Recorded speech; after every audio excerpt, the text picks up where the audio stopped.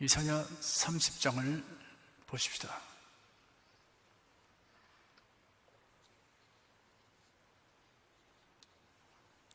1절, 2절, 2절을 다 같이 읽겠습니다. 여호와께서 가라사대 화했을 진저 패역한 자식들이여, 그들이 계기를 베푸나 나로 말미암아 하지 아니하며 명령을 맺으나 나의 신으로 말미암아 하지 아니하였으므로다. 그들이 바로의 세력 안에서 스스로 강하려 하며 애굽의 그늘에 피하려 하여 애굽으로 내려갔을 때 나의 입에 묻지 아니하였으니 죄의 죄를 더하도다. 아수르 제국이 서쪽으로 지배력을 확장하기 때문에 약소국들이 생존을 위하여 동맹을 맺었습니다. 유다 나라의 아하스 왕 때는 친아수르 정책을 폈는데도 아수르의 공격을 받았습니다. 이를 경험한 히스기야는 부친이 행한 친아수르 정책을 버리고 애국과의 동맹을 추진하고 있었습니다. 하나님께서 유다 백성을 향해 화했을 진저 패역한 자식들이여 라고 꾸짖었습니다. 반역하는 자식들이라는 뜻입니다. 하나님의 계심과 그의 능력을 알면서도 하나님을 거역하고 자신의 뜻대로 행하는 자를 가리켜 하는 말입니다. 아수르의 침략에 직면한 유다 나라는 아수르의 침략을 방비하고 안정을 도모하려고 애국과의 동맹을 맺기 위해 사절단을 애굽으로 보냈습니다. 이는 오직 하나님만 의지해야 할 유다가 하나님의 자리에 애굽을 두는 잘못을 범하는 것이므로 이런 하나님의 엄중한 심판을 면치 못할 죄악입니다. 유다의 죄는 그들이 애굽과 동맹관계를 맺는 것 자체에 있는 것이 아니라 하나님의 뜻을 물어보지 않고 결정하고 행동한 것이라는 뜻입니다. 만약 하나님께서 애국과 동맹하라고 말씀하셨으면 문제될 것이 없습니다. 여기서 나의 입에 묻지 아니하였으니 하였는데 나의 입이란 이사야 선지자를 가리킵니다.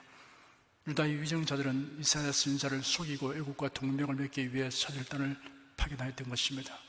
이런 행위는 그들을 조성하시고 이제까지 인도하셨던 여호와 하나님을 무시하고 멸시한 행위로서 마땅히 심판받을 일입니다. 성도들은 매사에 하나님의 뜻을 묻고 하나님의 뜻을 따라 행하기를 힘써야 합니다. 성경에는 너희는 이 세대를 본받지 말고 오직 마음을 새롭게 함으로 변화를 바라 하나님의 선하시고 기뻐하시고 온전하신 뜻이 무엇인지 분별하도록 하라 하였습니다. 하나님의 뜻을 분별하는 것이 어렵지 않습니다. 하나님의 뜻은 성경에 기록되어 있기 때문에 우리는 성경을 자세히 살펴보면 알 수 있습니다. 그렇다고 우리 일상생활의 사사로움까지 낱낱이 다 이렇게 저렇게 하라고 명시되어 있는 것은 아닙니다. 마치 고속도로를 주행할 때 1차선, 2차선, 3차선 이렇게 차선이 있는데 그 차선 변경은 운전자가 자기 의도를 따라서 할 수가 있습니다. 그러나 역주행을 하면 안 되는 것이죠. 또 혹은 차가 방향을 바꾸어서 그래서 중앙선을 넘어가면 안 되는 건 아니겠습니까? 하나님의 법도란 것은 하나님의 뜻은 성경에 아주 큰 이 틀을 제시하고 있는 겁니다. 그 틀 안에서 우리 개인이 기도하고 각자가 자유의지를 가지고 결정할 수 있도록 하나님이 내버려 두십니다. 하나님이 주신 그 뜻이 우리에게 자세하게 세세하게 지시되어 있지 아니해도 우리가 어느 방향으로 가야 될지는 명확합니다. 어떤 태도로 살아야 될지는 분명합니다. 먼저 그의 나라와 그의 일을 구하고 주의 영광을 생하며 주를 기쁘시게 하고자 하는 그 중심을 가지고서 행하는데, 그래도 우리가 행하는 것이 하나님 보기에 우리에게 유익이 안 되겠다면 하나님이 섭리하십니다. 환경을 통해서 사람을 통해서 여러 가지 방법으로 하나님께서 이렇게 관여를 하셔서 길을 인도해 주십니다. 그러므로 하나님이 세세히 가르치기 전까지는 하나님의 뜻이 무엇인지 모르겠다고 주저앉아 있는 것은 합당치 않습니다. 그러면 완전히 로봇가 되죠.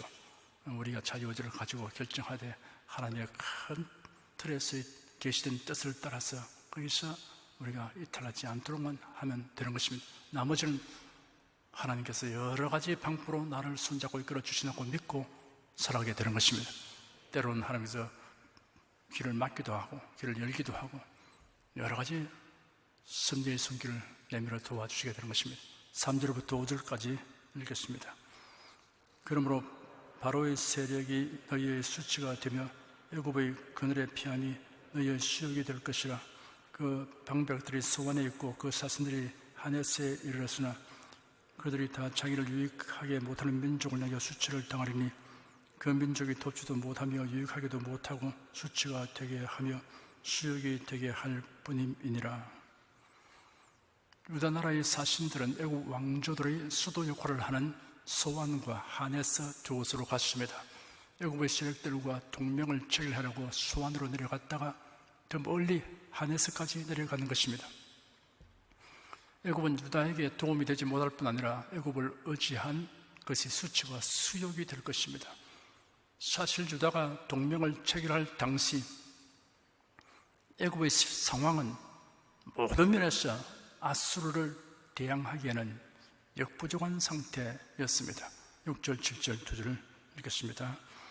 남방 짐승에 관한 경고라. 사슴들이 그 제물을 어린 나귀 등에 싣고 그 보물을 약대 제물 안장에 얹고 암사자와 수사자와 독사와 민나라다니는 불뱀이 나오는 위험하고 공고한 땅을 지나 자기에게 무익한 민족으로 가시나 애굽의 도움이 헛되고 무익하니라. 그러므로 내가 애굽을 가만히 앉은 라합이라 일컬었느니라.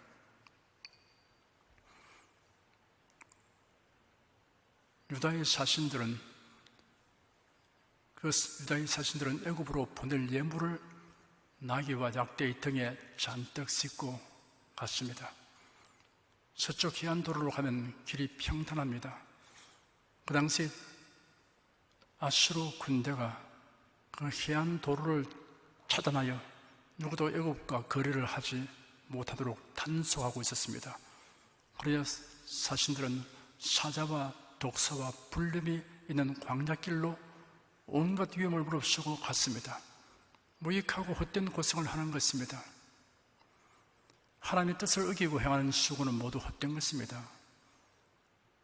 고생하며 죽을 위기를 겪으면서 갔다고 그 수고의 보람을 얻는 것은 아닙니다.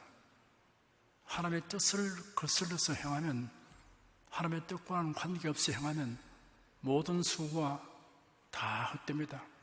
솔로몬이 전도서에 기록한 것처럼 헛되고 헛되며 헛되고 더니 모든 것이 헛되어 바람을 잡으려는 것이라 한 것 같은 것입니다. 하나님을 경외하지 않고 우상과 하나님을 겸하여 섬기고 우상의 신을 지어주고 이런 식으로 행하면서 그가 세상에서 사람이 원하는 것을 다 해보았습니다. 결국은 아무런 의미가 없습니다. 결국 하나님을 경외하는 것보다 나은 것이 없는 줄을 그는 알게 되고 회개하게 되는 것입니다. 이 세상 사람들이 하는 모든 일들이 하나님과 연관없이 하는 모든 것은 궁극적으로는 다 헛된 겁니다. 아무 의미가 없어지고 맙니다. 그래도 예수 안에서 하나님의 뜻을 묻고 이런 곳에서 살아가는 일거수일투족이 다 하나님의 관심의 대상이요 하나님이 거기에 대해서 다 칭찬과 상급을 주심을 생각하면서 인생을 이렇게 가치 있고 보람 있게 살아간다는 것을 대단한 특권으로 여기게 되기를 바랍니다. 애굽은 가만히 앉은 라합이라 하였습니다. 라합은 창조 질서에 대적하는 혼돈의 세력을 상징하는 바다 괴물인데 하나님께서 출애굽 당시 애굽 군대를 바다에서 물리치신 사건과 관련하여 애굽을 지칭하는 동의어로 사용되었습니다. 라합으로 상징하는 애굽이 지금은 위력이 없어서 태만하고 무력하여 꼼짝도 않고 부동자세로 앉아있는 상태였습니다. 그러니 애굽의 도움을 얻으려 하는 것은 헛되고 무익한 일이 될 뿐입니다. 8절 한 절 읽겠습니다. 이제 가서 백성 앞에서 서판에 기록하며 책에 써서 후세 영영이 있게 하라. 하나님께서 선지자 이사야에게 백성들에게 가서 하나님의 심판을 예언하는 일을 하라고 지시하셨습니다. 하나님께서 경고하신 말씀은 때가 되면 반드시 성취하실 것이기 때문에 문서화하여 영원히 보관하라고 하셨습니다. 이런 신실한 여호와께서 심판날에 그 백성들에게 증거로 삼으시기 위함입니다. 성경에 기록된 사건들은 성경을 읽게 되는 사람들을 위해 거울과 경계로 기록된 것입니다. 고린도전서 10장에는 이스라엘 자손들이 출애굽 과정에서 일어난 사건들을 언급하면서 저희에게 당한 이런 일이 거울이 되고 또한 말세를 맞는 우리의 경계로 기록하니라 하였습니다. 9절 한 절 읽겠습니다. 대저 이런 패역한 백성이요 거짓말 하는 자식이요 여호와의 법을 듣기 싫어하는 자식이라. 유다 백성의 실상에 대하여 지하기를 배반하는 백성, 만만하고 지키지 않는 자식, 자기 생각과 뜻에 맞지 않는 하나님의 말씀은 듣기를 거부하는 자식이라고 하였습니다. 10절 11절 2절 읽겠습니다. 그들이 선견자에게 이르기를 선견하지 말라, 선지자에게 이르기를 우리에게 정직한 것을 보이지 말라, 부드러운 말을 하라, 거짓된 것을 보이라. 너희는 정로를 버리며 첩경에서 돌이키라. 이스라엘의 거룩하신 자로 우리의 앞에서 떠나시게 하라 하는도다. 패역한 그들은 선지자들에게 이같이 요구했습니다. 첫째, 귀에 거슬리는 경고를 하지 말라고 요구했습니다. 둘째, 우리의 행위를 옹호하고 타당화하는 말을 하라고 요구했습니다. 셋째, 너희는 바른 길을 버리며 첩경에서 돌이키라. 이스라엘의 거룩하신 자로 우리 앞에서 떠나시게 하라고 했습니다. 바른 길이란 신앙의 대원칙을 의미하고 첩경은 신앙의 세부 수칙을 의미합니다. 패역한 유다 백성은 선지자들에게 신앙의 대원칙과 세부 수칙을 버리고 그들과 하나 될 것을 요구했습니다. 유다 백성들이 선지자들에게 이와 같이 요구한 이유는 하나님의 말씀을 전하는 선지자가 하나님의 말씀을 무시해버리면 하나님은 더 이상 자신들을 괴롭히지 않을 것이라고 생각했던 것입니다. 12절부터 14절까지 읽겠습니다.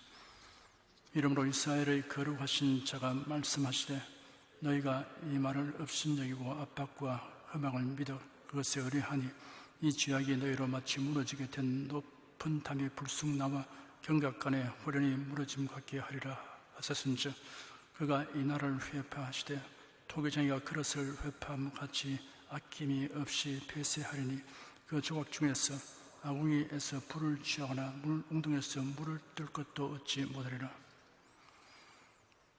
유다 나라의 위정자들은 하나님의 말씀을 업신여기고 백성을 억압하여 수탈하는 공물을 애국으로 보내는 사악한 정책을 의뢰하였습니다. 이러한 죄악이 그들의 의뢰하던 것을 마치 크게 벌어지고 균열이 생긴 높은 담이 순식간에 갑자기 무너지게 하듯이 작용할 것이라고 하였습니다. 하나님께서 유다를 토기장이가 잘못 만들어진 그릇을 아낌없이 부숴버림같이 하실 것입니다. 이 예언대로 유다 나라는 주전 586년 바벨론의 느부갓네살 왕이 예루살렘을 공격함으로써 여지없이 무너지며 산산조각나고 말았습니다. 15절 한 절 읽겠습니다. 주 여호와 이스라엘의 거룩하신 자가 말씀하시되 너희가 돌이켜 안드니 자이야 군을 얻을 것이요 잠잠하고 신뢰하여 힘을 얻을 것이를 너희가 원치 아니하고. 선지자는 위기에 대처하는 방법에 대한 하나님의 말씀을 알렸습니다. 첫째, 회개하고 안정된 태도를 가지라고 하였습니다. 둘째, 자기를 의뢰하지 말고 하나님을 신뢰하라고 했습니다. 그러나 유다는 이러한 위기 대처 방법을 원치 아니했습니다. 16절, 17절 2절 읽겠습니다. 이르기를 아니라 우리가 말 타고 도망하리라 한고로 너희가 도망할 것이요 또 이르기를 우리가 빠른 짐승을 타리라 한고로 너희를 두는 자가 빠르리니 한 사람이 꾸짖은즉 1000사람이 도망하였고 5이 꾸짖은즉 너희가 다 도망하고 너희 남은 자는 겨우 산꼭대기 기어이 깃대 가겠고 영위의 기와 같으리라 하셨느니라. 하나님이 주신 위기 대처 방법을 무시하고 정 어려우면 재빨리 피신해버리죠. 이렇게 생각합니다. 빨리 피신하려고 하면 적은 더 빠르게 쫓아와서 사려고 할 것이므로 유다 사람들의 아수르 군대 앞에 무기력하고 겁에 질려 갈팡질팡하게 될 것이라고 하였습니다. 그리고 살아남은 자는 쉽게 눈에 띌 만큼 소수가 될 것이라고 하였습니다. 18절 한 절 읽겠습니다. 그러나 여호와께서 기다리시니 이는 너에게 은혜를 베풀려 하시며 일어나시리니 이는 죄를 긍휼히 이기려 하심이라. 내 주 여호와는 공의의 하나님이시며 무릇 그를 기다린 자는 복이 있도다. 18절부터 26절은 책망과 심판을 경고하는 전반부 1절에서 17절까지와는 달리 하나님께서 유다 백성들을 향하여 위로와 회복을 약속하신 말씀입니다. 이러한 본문은 압달락과 관련하여 볼 때 선민에 대한 하나님의 심판의 궁극적 목적이 있다는 것입니다. 그들을 멸망시키는 데 있지 않고 자신들의 잘못을 회개하게 함으로써 궁극적인 복을 받도록 하기 위함인 것입니다. 여호와는 공의의 하나님이라는 말은 여호와께서 죄에 대해서는 반드시 심판하시는 분이라는 뜻입니다. 아무리 선택한 백성이라도 공의의 하나님 앞에서 불의를 행하면 거기에 대해서는 반드시 하나님의 심판을 하시고 회개해서 다시 그들의 삶을 바르게 행하도록 한다는 것입니다. 유다에 대한 하나님의 심판이 하나님의 공의의 속성에 근거한 필연적 결과라는 말씀입니다. 하지만 그러한 공의가 긍휼과 은혜를 배제한 것은 아니라는 것을 알려주었습니다. 여호와를 기대하고 회개하는 사람은 복이 있다고 하였습니다. 19절부터 21절까지 읽겠습니다. 시온에 거하며 예루살렘에 거하는 백성아, 너는 다시 통곡하지 않을 것이라.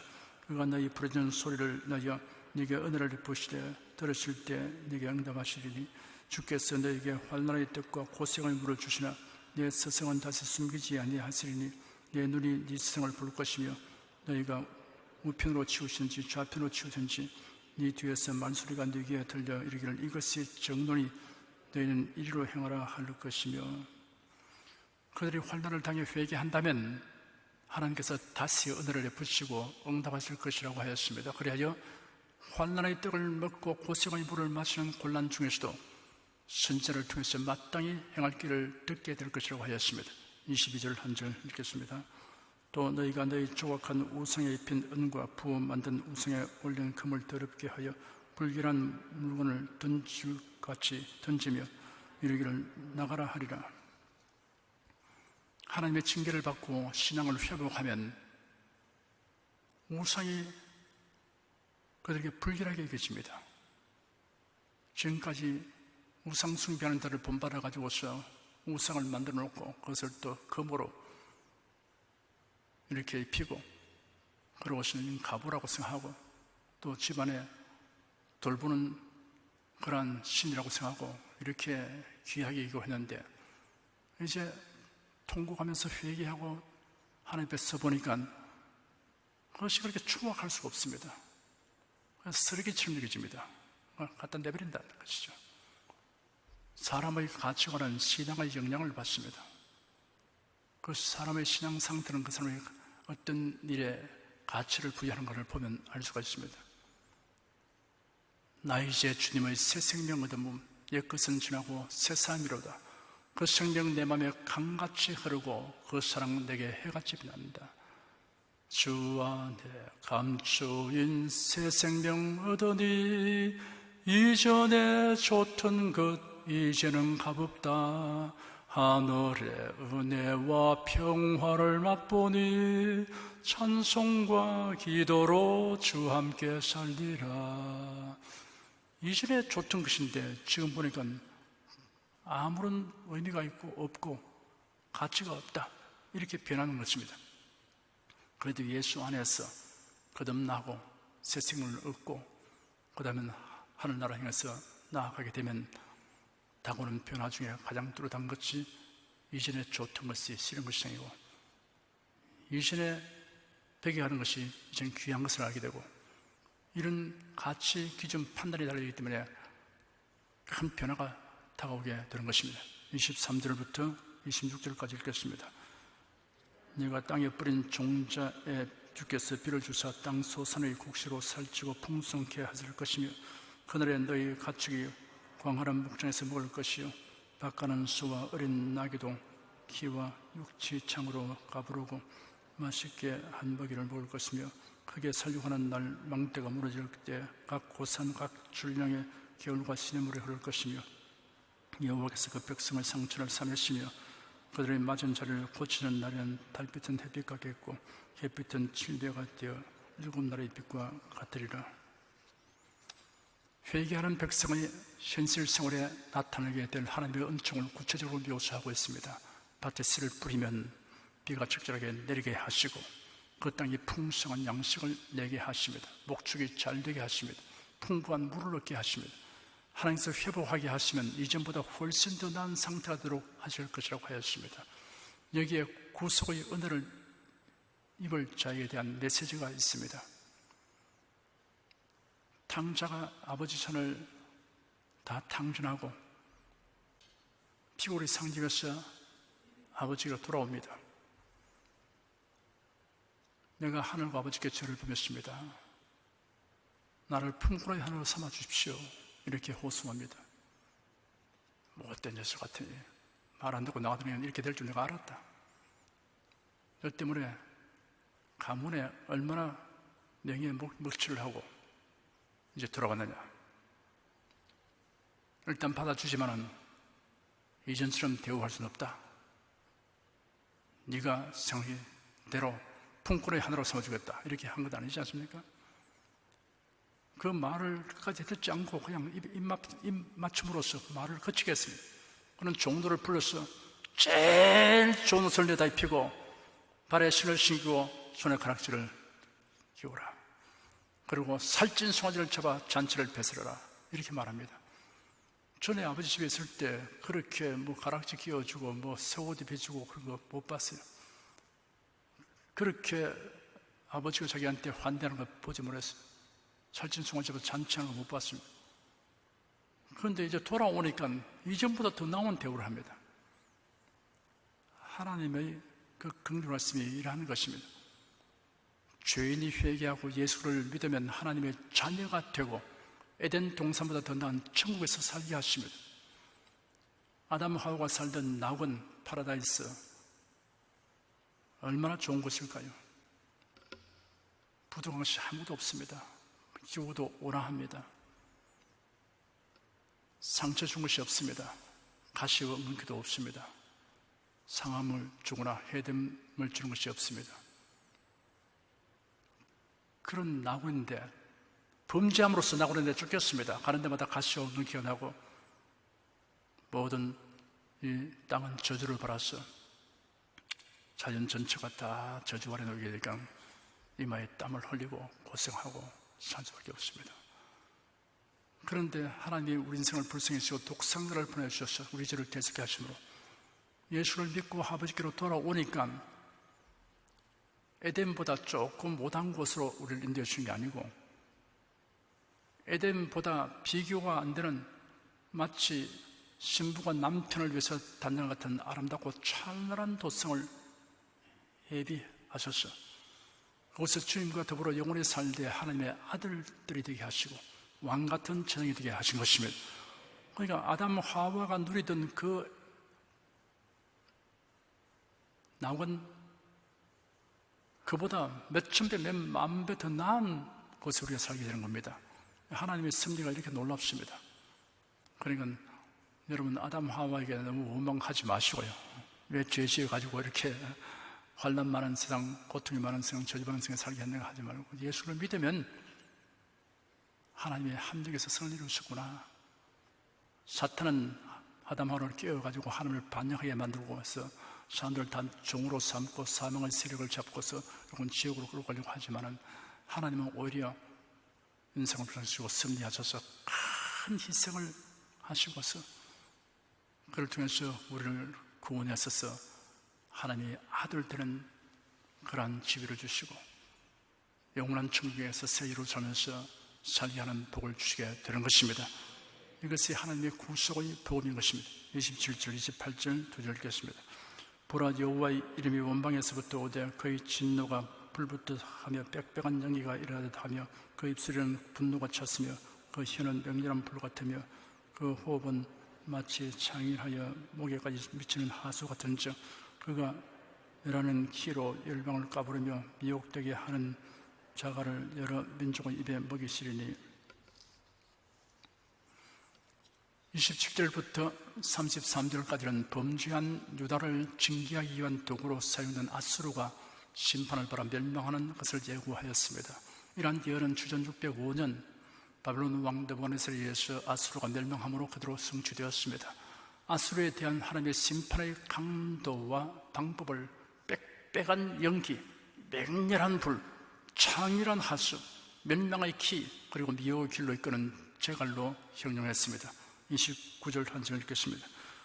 너희가 거룩한 절기를 지키는 밤과 같이 노래할 것이며 주를 불며 여호와의 산으로 가서 이스라엘의 반석으로 나아가는 자같이 마음에 즐거워할 것이라. 거룩한 절기를 지키는 밤이란 저녁에 시작되는 6월절을 의미합니다. 6월절 절기에 서민 이스라엘이 애굽의 압제에서 이스라엘을 구원하신 하나님께 노래하고 감사하며 즐거워했던 것처럼 아수르가 멸망당한 그날에도 그러할 것이란 말입니다.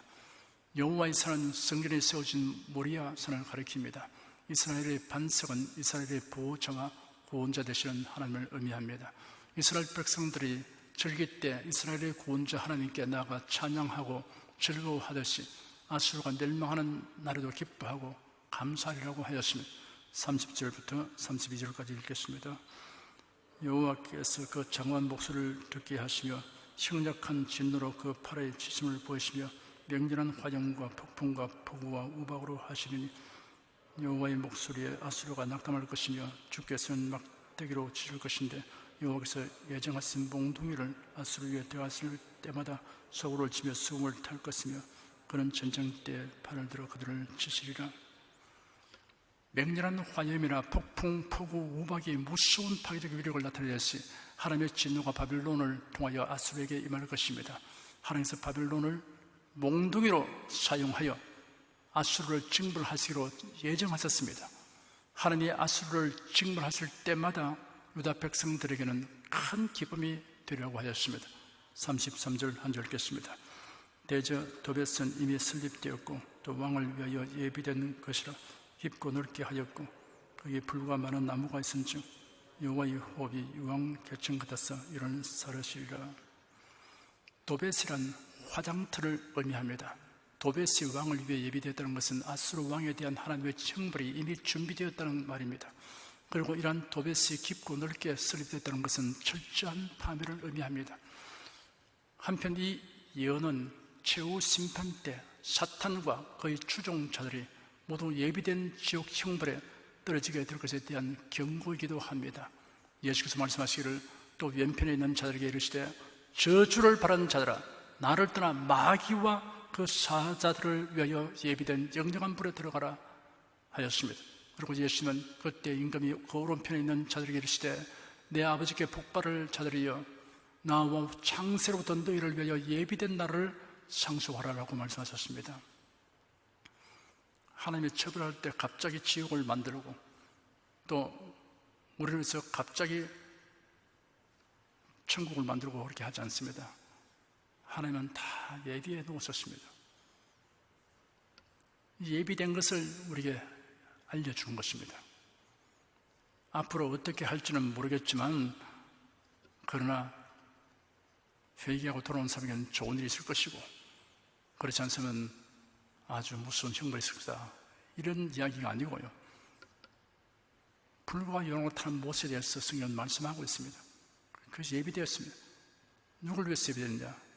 하나님을 반역한 천사들인 사탄과 그 추종자들을 위해서 예비한 것인데, 그런데 마귀의 깨물 빠져서 타락한 인생들이 회개하지 않고 마귀의 종노를 하기 때문에 같이 들어가는 겁니다. 사람을 위해서 예비된 것이 아니었는데 결국은 그렇게 되는 불행이 따르게 되는 것입니다.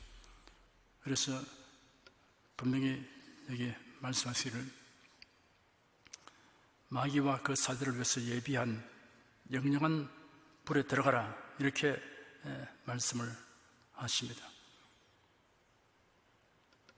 사람을 위해서 예비된 것이 아니라는 것을 처음 말씀하고 있습니다.